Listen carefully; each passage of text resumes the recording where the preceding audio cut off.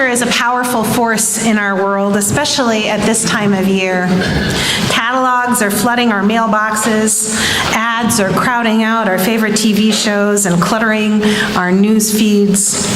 Everywhere we turn, the message is clear. If we want to be happy, we need to buy more. Meanwhile, in the work world, efficiency is all. I know many people who've wound up doing the work of 2 or more people as positions are eliminated. Expectations keep climbing, and employees are expected to accomplish the same tasks with fewer resources. The message is clear. If we want to be successful, we have to do more. And then there's the multi-billion-dollar self-help industry.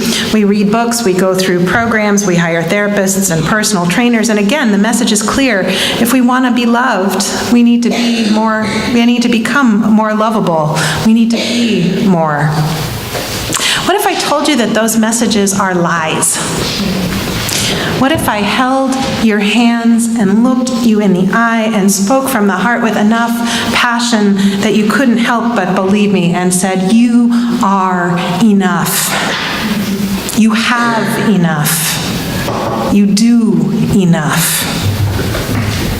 How would that feel? Today I want to invite you into this practice of enoughness. We'll take a look at some of the reasons we get hooked by the toxic more messages, and we'll explore strategies that help us unhook. Because by embracing enoughness, we create space in our lives for peace and contentment, for joy and happiness and health and deep peace. So let's start by looking at our relationship with stuff. How many of you need stuff that you don't have? Anyone? Okay, so we have a few things. How many of you have stuff you don't need?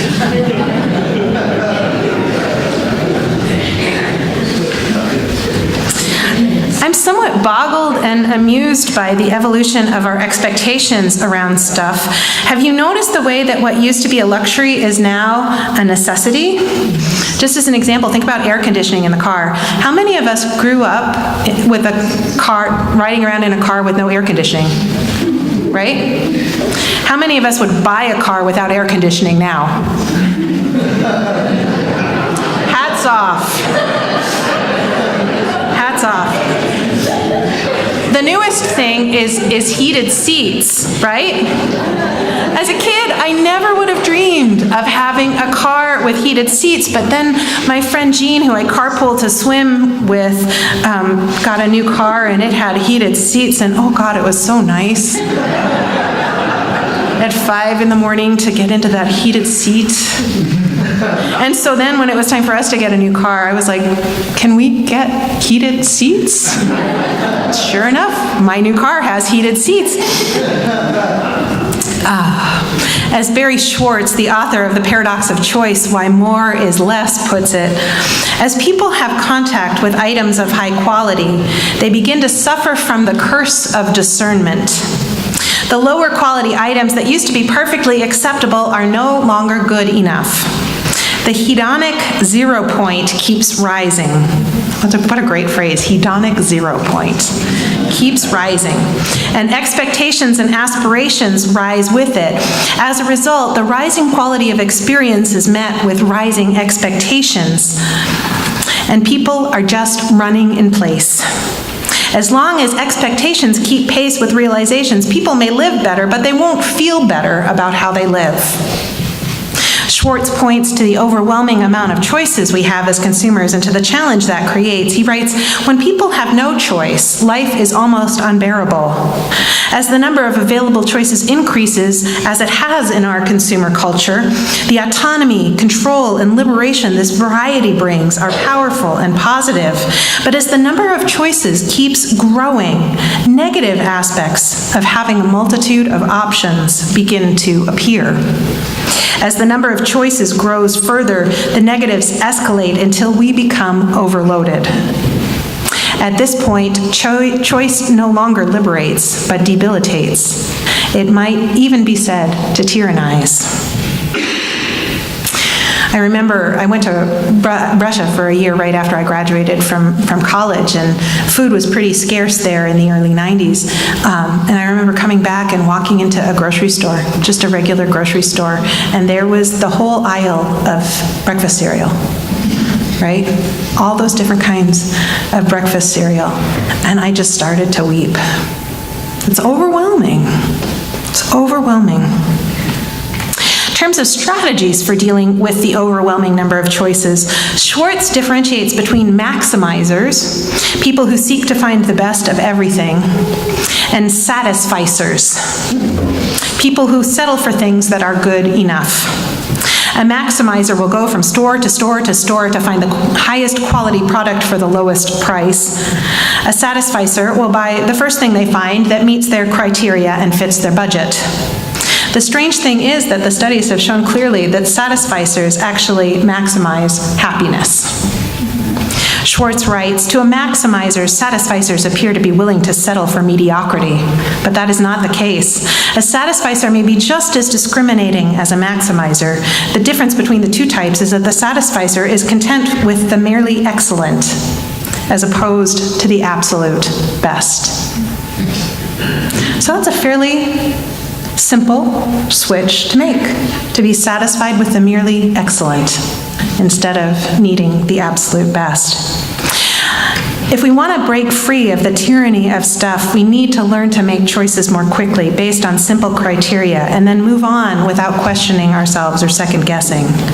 We also need to lower our expectations, ideally to that place where they're already fully realized. Or as Forrest Church puts it, we need to decide to want what we have.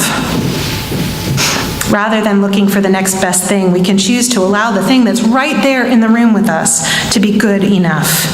We can allow ourselves to feel joy and gratitude for the things we already own, savoring and admiring them. And this helps ease that hungry voice that drives us to want better, newer, prettier, fancier stuff.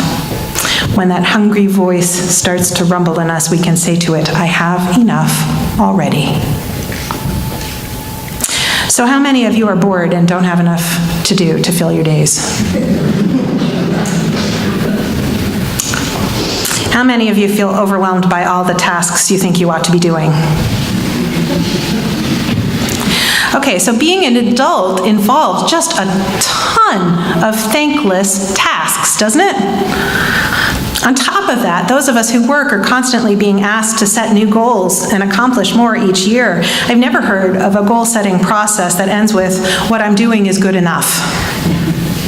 Sometimes we'll introduce self-care or a better work-family balance to the list of goals, but that never comes with a commensurate decrease in responsibilities. It really doesn't. So it becomes just one more thing on the to-do list. For those of us who struggle to find a good work-life balance, it's kind of depressing, too, to hear from so many of our retirees that they are busier than ever. You guys need to be better role models. There's so many, I'm just kidding. There's so many worthy causes that tug on our hearts, especially for people of conscience. And these days, just being a responsible, informed citizen takes a ton of time and energy. By the way, don't forget to vote.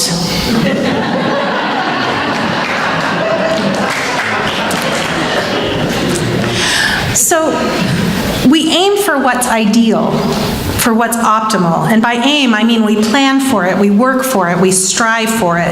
But truly, the world is not going to come to an end if we lower that bar. If we aim for what's adequate rather than what's exceptional. We don't always have to do our best. Sometimes we can do the bare minimum and let that be enough. Here's a novel idea. What if saying enough is enough and taking the time to rest is a revolutionary act? Walter Brueggemann is a New Testament scholar who's written about the importance of Sabbath, of taking a day of rest. In a piece called Sabbath as an Act of Resistance, he said, the market ideology wants us exhausted, because exhausted people make terrific shoppers and terrific spectators and couch potatoes. Exhausted people do not make for transformers in the community. Rested people are dangerous.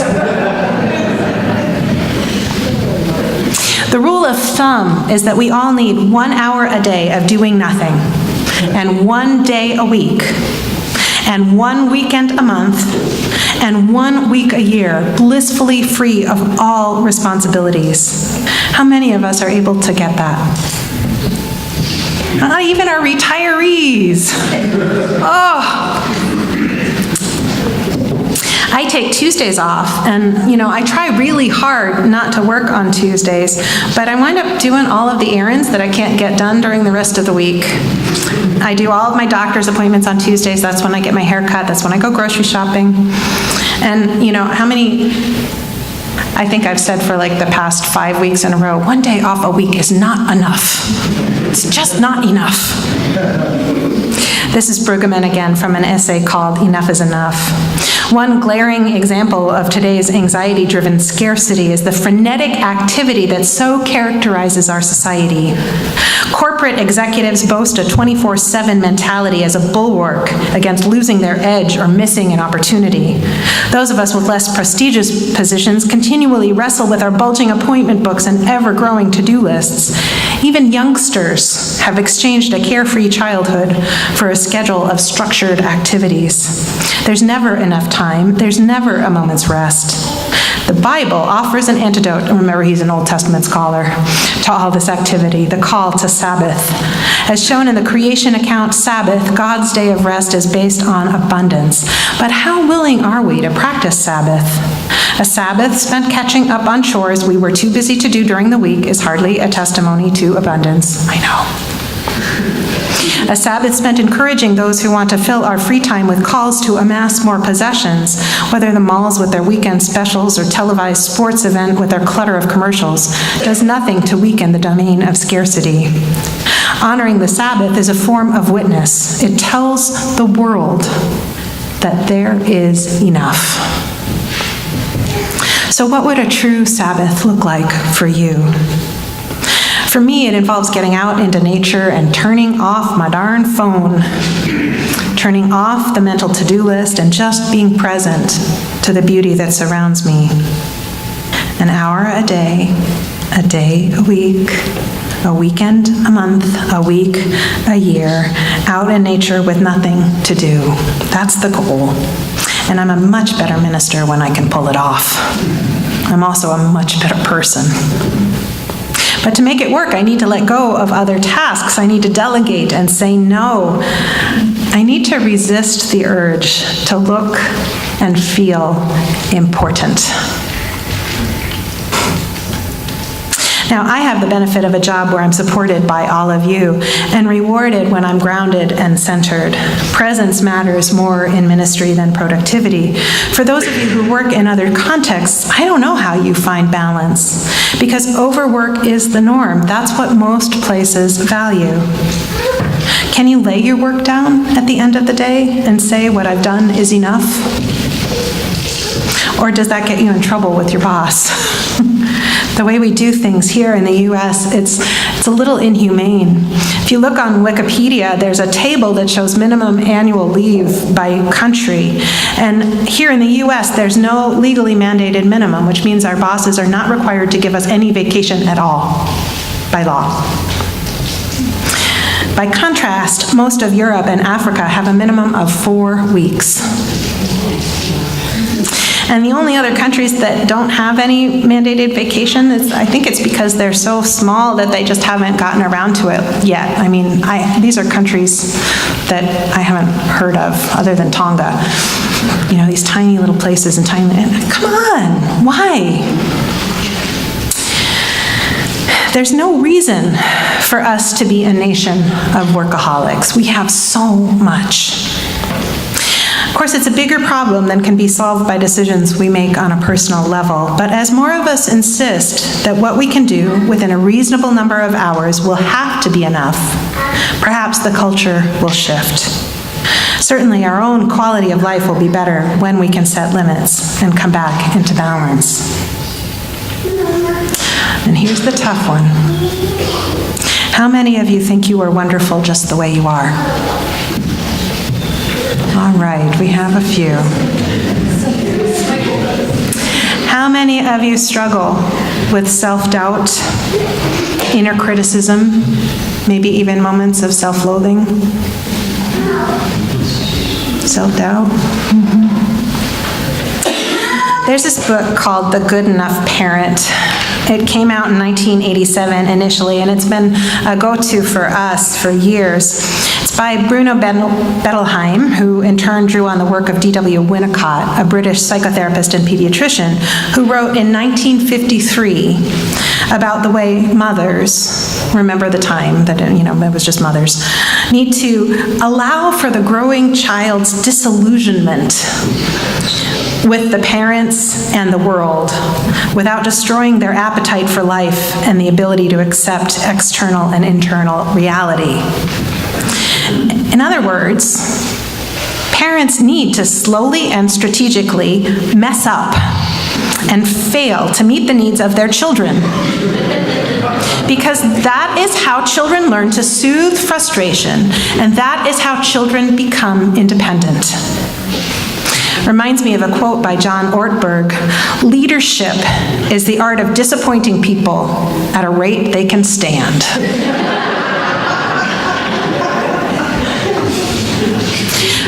So here's the thing, failure is inevitable. None of us are perfect. Life can be very hard. Life disappoints us at a rate that's not always easy to stand. We would never judge other people as harshly as we judge ourselves, or at least I hope we wouldn't. There's a reason that the Buddhist loving kindness meditation practice starts with extending compassion and understanding to the self. It's the foundation for everything. Self-acceptance and self-love are necessary prerequisites to offering acceptance and love to others. But that step, according to most Buddhist practitioners, is also the single hardest step to take. I think most of us have critical inner voices that rear their heads sometimes, and we all have to weather critique and attack from others as well. The best defense is to be rock solid and clear about who we are.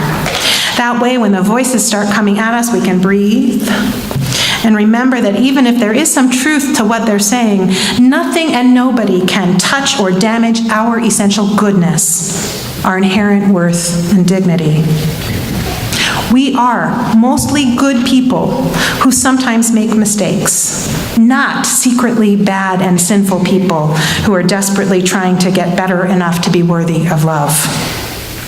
We're all in the midst of a lifelong process of growth and learning, and that process works best when it unfolds naturally and easily and effortlessly. This is, in my opinion, the hardest and most important work for us to do. In the face of so many messages trying to convince us that we are not good enough, that we don't deserve love, we simply must ground ourselves in the sure knowledge that we are worthy and we are loved just as we are. We don't have to be perfect. Say it with me. I am enough. I am enough. I have enough. I do enough. I am enough. May we say it until we believe it. And believing it, may we find the peace and ease that waits for us in the present moment, here and now, in this beautiful, confusing, miraculous world. So be it, and so may it be.